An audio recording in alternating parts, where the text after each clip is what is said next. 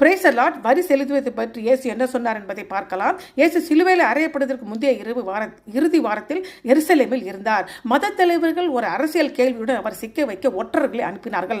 அந்த ஒற்றர்கள் இயேசுவிடம் இவ்வாறு கேட்டாங்க, ராயனுக்கு வரி கொடுக்கிறது நியாயமோ அல்லவோ எங்களுக்கு சொல்லும் என்று கேட்டாங்க.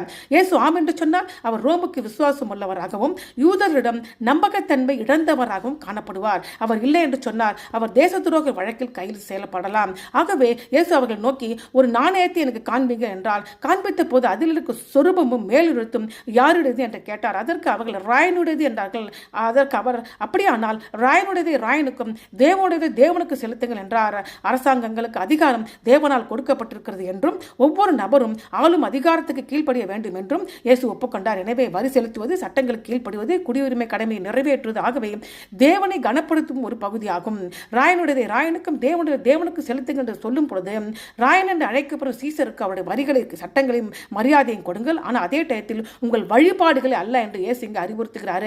இரண்டாம் இயேசுவின் காலத்தில் கிறிஸ்துவுக்கும் 1ஆம் நூற்றாண்டில் சீசர்கள் என்று அழைக்கப்படும் ராயர்கள் வெறும் ஆட்சியாளர்கள் அல்ல, அவர்கள் தேவனாக வணங்கப்பட்டார்கள். இந்த நடைமுறை ஜூலியஸ் சீசருடன் தொடங்கியது. அவர் இறந்த பிறகு தெய்வமாக்கப்பட்டார். அவர் வளர்ப்பு மகன் அகஸ்டஸ் சீசருக்கு தெய்வீக மகன் என்று பட்டம் வழங்கப்பட்டது. இயேசு காட்டும்படி கேட்ட தினாரியம் நாணயத்தில் சீசரின் சாயல் தாங்கி உள்ளது மற்றும் அதில் சீசர் தெய்வீக அகஸ்டரின் மகன் பிரதான ஆசாரியர் என்று பொறிக்கப்பட்டுள்ளது. இந்த நாணயம் சீசரின் தெய்வீகத்தன்மையுடன் கொண்டிருக்கிறது. இது பக்தியுள்ள யூதர்களுக்கு தேவதூஷணமாக இருக்கிறது. ராயனுடையதை ராயனுக்கும் தேவனுக்கு செலுத்துங்கள் என்று இயேசு சொன்ன பொழுது பேரரசர் வணக்கத்தை அவர் வெறுத்தார்.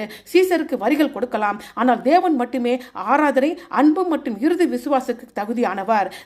தேவனுக்கு கொடுங்கள் என்று இயேசு சொன்னார். அதற்கு அர்த்தம் தேவனுக்கு நம்மை அர்ப்பணிக்க வேண்டும் என்று அர்த்தமாம். ஏனென்றால் தேவன் நம் ஆத்துமாவை தாங்குகிறார். நம் தேவனுடைய சாயலில் படைக்கப்பட்டிருக்கிறோம். அதாவது நம்முடைய இருதயமும் ஜீவனும் ஆராதனும் தேவனுக்கு மட்டுமே சொந்தமானது.